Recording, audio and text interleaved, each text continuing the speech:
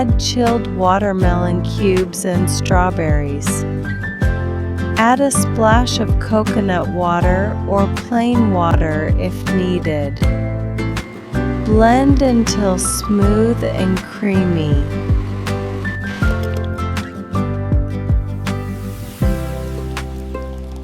Gently pour the smoothie base.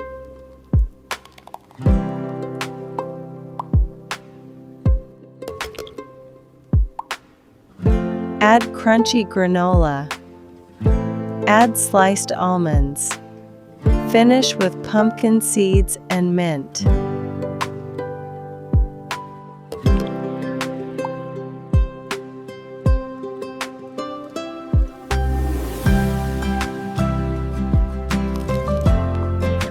Serve immediately.